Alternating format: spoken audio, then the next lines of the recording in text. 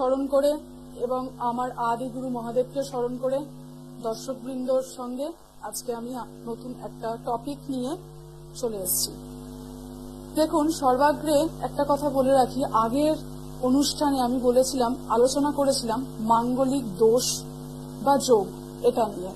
অর্থাৎ আমাদের বাড়ির বিভিন্ন মানুষদের মধ্যে বা আমাদের নিজেদের জন্মছকেও আমরা অনেক সময়তে বিভিন্ন সমস্যার সম্মুখীন হই দাম্পত্য জীবনকে নিয়ে।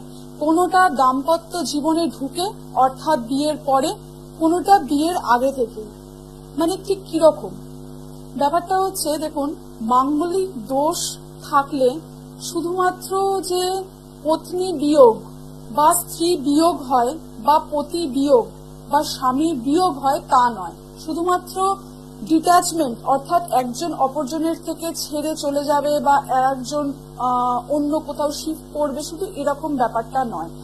মাঙ্গলিক দোষের যে জায়গাটা রয়েছে সেটা হচ্ছে দুটো মানুষের বিবাহিত জীবনে প্রবলেম এবং যাদের মাঙ্গলিক দোষ তাদের জন্মছকে বর্তমান যে যে জায়গাগুলোই আমি আগেই বলে দিয়েছিলাম, 1, 2, 4, 7, 8, 12, এই যে কম্বিনেশন গুলোয় যদি মঙ্গল থাকে, যে যতটা বেশি পাপ পীড়িত অবস্থায় বসবে ততটা বেশি নেগেটিভিটি দেবে, সেটা কিন্তু বিয়ে নিয়েও দেবে, অর্থাৎ বিয়ে হতে দেবে না। এরকম আপনি অনেকের জায়গায় দেখবেন যাদের বিয়ে হচ্ছে না এই মাঙ্গলিক দোষের জন্য। আবার কোনো কোনো ক্ষেত্রে আপনি দেখবেন বিয়ে হয়েছে কিন্তু সেই বিবাহিত জীবনে এক বিন্দু বা এক মুহূর্ত সুখ নেই। অর্থ যদি সমস্ত সুখ শান্তি সমৃদ্ধি এনে দিতে পারত তাহলে আজকের দিনে এত বোধহয় সেপারেশন বাড়তো না আমাদের। এখনকার দিনে অনেকেই মানতে চায় না বা বুঝতে চায় না যে বিয়েটার আগে কোনো না কোনো জায়গায় একটু দেখে নেওয়া দরকার যে ঠিক দুটো জন্মছকের কতটা মিল রয়েছে। অনেকে বলবে যে দূর, আমি তো জটক বিচার করিয়েছিলাম, করানোর পরেও তো সেই আমার তো অষ্টকূট বিচার হয়েছিল, 36 গুণের মধ্যে 32 গুণ ম্যাচ করেছিল, তারপরেও আমার এই অবস্থা। এখানে আমার একটা বলার জায়গা, সেটা হচ্ছে শুধুমাত্র মাঙ্গলিক দোষ রয়েছে জেনে তার প্রতিকার একটিবার বিধান করলেই কিন্তু সেই দোষ খণ্ডন হয় না। আমি বারবার একটা কথা আমার ক্লায়েন্টদের বলি এবং এখনো আমি বারবার এসে একই কথাই মিডিয়াতেও বলছি যে আপনি যদি কোনো রোগের সম্মুখীন হন, কোনো ক্রিটিক্যাল কোনো রোগ অর্থাৎ বড় কোনো রোগের সম্মুখীন আপনি হয়েছেন, ভারী রোগের সম্মুখীন হয়েছেন, তাহলে একটিবার একটি ওষুধ খেলেই কি আপনার টোটাল রোগ থেকে আপনি বেরিয়ে যান? নাকি সারা জীবন আপনাকে কিছু কিছু নিয়ম মেনটেন করতে হয়? কারোর যদি সুগার হয়, সুগারের তো ওষুধ বা ইনসুলিন আমরা নিয়ে থাকি, তারপরে কি আমাদের কোনো নিয়ম মানতে হয় না? নিয়ম তো আমাদেরকে মেনে চলতে হয়। আমাদেরকে সেখানেও তো একটু খেয়াল রাখতে হয় যে আমরা কোন জীবন শৈলীতে নিজেকে নিয়ে যাব, ঠিক কি কি করা উচিত, কি কি করা উচিত নয়। ঠিক সেরকমই কিন্তু মাঙ্গলিক দোষ যখন হবে সেই ক্ষেত্রে কিন্তু আমাদের সেখানেও খেয়াল রাখা দরকার যে আমাদের মাঙ্গলিক দোষ খণ্ডনের পরে আমরা যে বিশেষজ্ঞের কাছে গিয়ে অর্থাৎ যে জ্যোতিষাচার্যের কাছে গিয়ে বা শাস্ত্রীর কাছে গিয়ে আমরা ঠিক করে এসেছি আমাদের জন্মছকের যে অসম্ভব একটা অসুবিধার জায়গা যেটা আমাদের জীবনকে তোলপাড় করে দিতে পারে, সেই জায়গাতে সঠিক বিচারটা হলো কিনা সেইটা একটা জানা প্রয়োজন। আমি বলি মাঙ্গলিক দোষ খণ্ডনের পরেও কিছু ছোট ছোট নিয়ম আপনাদের মেনটেন করলে কিন্তু জীবনে বিবাহিতের জীবনের আগে অর্থাৎ বিয়ে নিয়ে অনেক সমস্যা হয়। বিয়ে অনেক সুন্দর ছেলে সুন্দর মেয়ে খুব প্রতিষ্ঠিত, তাদের স্বভাবতই ভালো ঘর ভালো বর বা ভালো কন্যা পাওয়া উচিত, তারা পাচ্ছেন না। তার কারণ হচ্ছে বিয়েতে প্রচুর সমস্যার সম্মুখীন হচ্ছেন। কি ধরনের বিয়ে আটকে যাচ্ছে, কেউ হয়তো কোনো জায়গা থেকে পিন করছে তার জন্য বিয়ে সমস্যা হচ্ছে, বিবিধ কারণ, ছেলে মেয়ের সঙ্গে পাকা কথা হয়েও দেখা যাচ্ছে মাঝখানে ছোট্ট একটা কারণে বিয়ে ভেঙে গেল। এইসব কারণগুলো কিন্তু মাঙ্গলিক দোষ খণ্ডনের পরেও কিছু নিয়ম বিধিবৎ পালন করা উচিত, যেগুলো আমাদের পূর্বসূরি ঋষিরা মুনিরা কিন্তু আমাদের বলে দিয়ে গেছেন, যেটা বৈদিক জ্যোতিষের মধ্যে খুব সুন্দরভাবে কিন্তু বলা রয়েছে। আমি সেই জায়গাতেই বলবো যে যাদের জন্মছকে মাঙ্গলিক দোষ রয়েছে, লগ্নর মাঙ্গলিক দোষ, চতুর্থের মাঙ্গলিক দোষ, সপ্তমের মাঙ্গলিক দোষ বা অষ্টমের মাঙ্গলিক দোষ, এইটা কিন্তু এক ধরনের জায়গা নয়। আপনি আজকে থেকেই জেনে রাখুন, আমি আজকেই বলবো, এটা যদি আপনাদের জন্মছকে থেকে থাকে, তারা মহিলাদের ক্ষেত্রে বলছি, মহিলারা যদি এই সমস্যার সম্মুখীন হয়ে থাকেন তারা লাল চন্দন আর আদা প্রত্যেকের বাড়িতে আদা থাকে, আর লাল চন্দন, শ্বেত চন্দন নয়, লাল চন্দন প্রত্যেকের বাড়িতেই কম বেশি রয়েছে। এই আদা শুকনো করে রাখবেন একটা কৌটোতে আলাদাভাবে, একটা পরিষ্কার কৌটোতে আলাদা করে আদা শুকনো করে রাখবেন, আর লাল চন্দন বেটে এই দুটো মিক্স করে প্রত্যেক দিন আপনারা স্নান করুন। নিত্য স্নান এই আপনারা করবেন আপনাদের স্নানের জলের সঙ্গে মিশিয়ে। যদি আপনারা এই উপায়টা করেন, অর্থাৎ এই লাল চন্দন আর এই আদা মিক্স করে স্নান করেন, আপনাদের কিন্তু মঙ্গলের যে নেগেটিভ দোষের কারণে আপনাদের দাম্পত্য জীবনে সমস্যা রয়েছে, এটা কিন্তু অনেকাংশে মিটে যাবে। আর একটা কাজ করবেন, এই লাল চন্দন আর এই আদা আপনারা কিন্তু অভিষেকের সময়, অর্থাৎ রুদ্রাভিষেকের সময়তেও কিন্তু মহাদেবকে অভিষেক করতে পারেন মঙ্গলের মন্ত্র বলে। আমি এটা অবশ্যই আপনাদেরকে বলে দেবো, এই মঙ্গলের মন্ত্র বলেও কিন্তু আপনারা রুদ্রাভিষেক করতে পারেন। এবং নিজেদের ক্ষেত্রে, যেটা কোনো মন্ত্র নয়, কোনো জপ নয়, শুধু স্নানের জলের সঙ্গে মিশিয়ে দিন, মিশিয়ে স্নান করুন। আপনার দাম্পত্য সমস্যা, মেয়েদের ক্ষেত্রে বলছি, তাদের স্বামীর সঙ্গে প্রবলেম কিন্তু অনেকাংশে কমে যাবে, যদি তাদের জন্মছকে মঙ্গল পীড়িত বা মাঙ্গলিক দোষ নিয়ে সমস্যা থেকে যায়। বড় সমস্যা হলে বড় প্রতিকারও রয়েছে, তার সঙ্গে কিছু নিয়ম, কিছু বিধিবদ্ধ জায়গা রয়েছে, যেগুলো কিন্তু খুব সুন্দরভাবে এই কাজ কিন্তু হয় না বললে কিন্তু ভুল বলা হবে। কারণ দেখুন, শাস্ত্র ভুল নয়, যারা আমাদের প্রদর্শন করছে, পথ প্রদর্শন করছে, তাদের হয়তো কোনো জায়গাতে একটু কম বেশি অসুবিধার জায়গা হতে পারে, সেটা একটু ঠিক করে আপনারা দেখে নেবেন। সেই জায়গায় কিন্তু নিজেদের এই জায়গাটাতে একটুখানি সতর্ক হওয়াটা দরকার। দ্বিতীয়ত আরেকটা কথা বলি, সেটা হচ্ছে শুধু মাঙ্গলিক দোষের জন্যই যে বিবাহে বাধা আসে তা কিন্তু নয়। বিবাহে বাধা কিন্তু অনেক সময় শনি যখন সপ্তম স্থানে বসে থাকে, অর্থাৎ সপ্তম থেকে আমরা বিবাহের বিচার করে থাকি, তো দাম্পত্য জীবনেরও বিচার এই সপ্তম থেকে হয়। যখন শনি অর্থাৎ স্যাটার্ন যখন এই সপ্তম স্থানে বসে থাকে, তখন কিন্তু আপনাদের বিবাহে বিলম্ব হয়।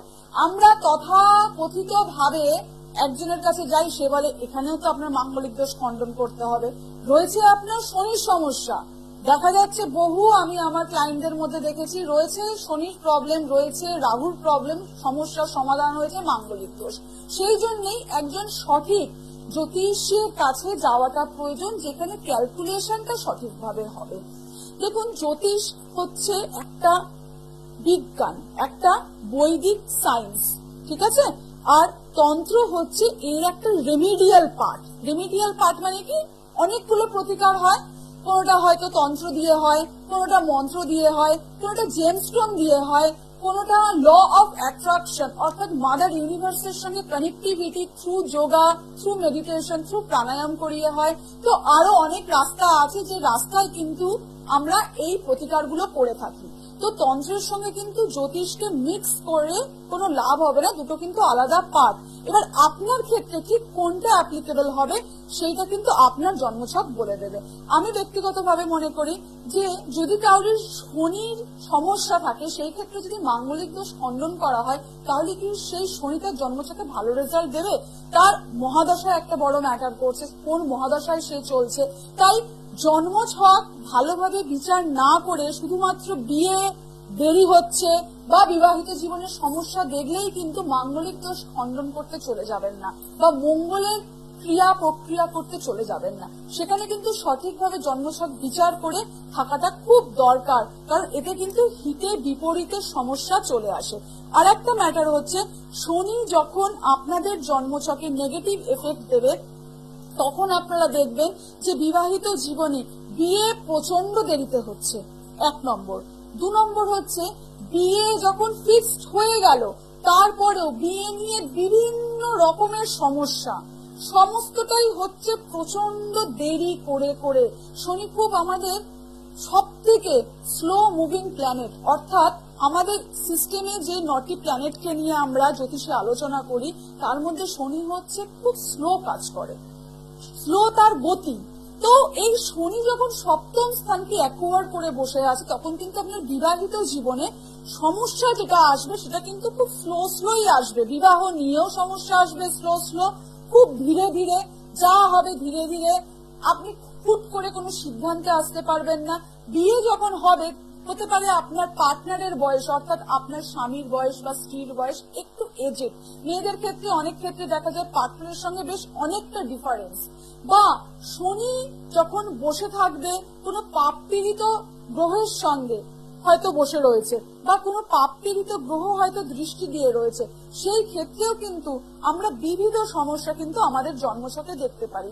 সেই জন্য খুব ভালোভাবে কিন্তু দেখা দরকার যে সেই জাতক বা জাতিকার ধাইয়া চলছে না তো শনি, সাড়ে সাথী চলছে না তো, বা অন্তর্দশায় শনি নেই তো, এই জায়গাগুলো দেখা, বা শনি দৃষ্ট নয় তো সপ্তম স্থানটা, শুধুমাত্র মাঙ্গলিকের পিছনে মঙ্গলের প্রতিকার করাটা কিন্তু সঠিক হবে না। বা অনেকের ক্ষেত্রে দেখেছি যে মাঙ্গলিক দোষ একটি পলা পড়ে বসে রয়েছে, তার হয়তো সঠিক প্রতিবিধানই করা হয়নি। সেই ক্ষেত্রে বিশেষভাবে সাবধান, কারণ কোন জন্মছকে আপনার ক্ষেত্রে মাঙ্গলিক দোষ এবং মঙ্গলের জন্য যে আমরা লাল পলা পড়ে থাকি সেইটা সঠিকভাবে প্রাণ প্রতিষ্ঠা করে সঠিক বিধানে পড়া প্রয়োজন।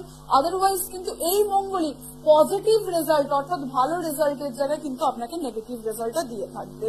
আর একটা কথা জেনে রাখবেন, এই যে আমি বললাম যে লাল চন্দন আর শুকনো আদা, এটা কিন্তু কোনো দিন নয়, যে কোনো দিন যদি মঙ্গলবার আপনারা শুরু করেন, এই মঙ্গলবার থেকে শুরু করে আপনারা প্রত্যেক দিন, এটা অমাবস্যা পূর্ণিমা বলে নয়, প্রত্যেক দিন এটা আপনারা করে দেখুন।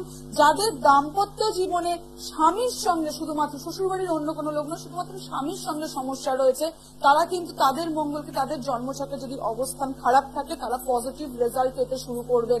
শুধুমাত্র তাদেরকে অপেক্ষা 18 দিন তারা ফলো করে থাকুন, 18 দিন পর থেকে কিন্তু অল্প বিস্তর পরিবর্তন হতে থাকবে। সঙ্গে কিন্তু আরো অনেক কাজ রয়েছে যেগুলো কিন্তু আমি পরবর্তীকালে আলোচনা করব। আজকে এটুকুই বলে শেষ করছি যে মাঙ্গলিক দোষই কিন্তু শুধুমাত্র বিবাহের জন্য একমাত্র সমস্যার কারণ নয়, আরো অনেক পাপগ্রহ রয়েছে, আরো অনেক সমস্যা রয়েছে যেগুলো আগামী দিনে আমি আপনাদের সামনে এসে আলোচনা করব। তবে কোনো সময়তেই কিন্তু ডিমোটিভেটেড হয়ে যাবেন না, কারণ যখন সমস্যা ভগবান দিয়েছেন সমাধানের রাস্তাও কিন্তু অবশ্যই রয়েছে। আর কোন রকম ভাবে কোনো নেগেটিভ অ্যাসপেক্ট নিয়ে কোনো সময়তেই এটা ভাববেন না যে আমাকে এটা আজই করে ফেলতে হবে। একটু ধৈর্য ধরুন এবং সঙ্গে কিছু জপ, কিছু মন্ত্র আপনারা করুন। আপনাদের জীবনে, আপনাদের দাম্পত্য জীবন কিন্তু খুব ভালো জায়গায় যাওয়ার জায়গা অবশ্যই আসবে। ভালো থাকবেন সবাই। হর হর মহাদেব। দূর আর দূরে নেই অচেনা আর চেনা।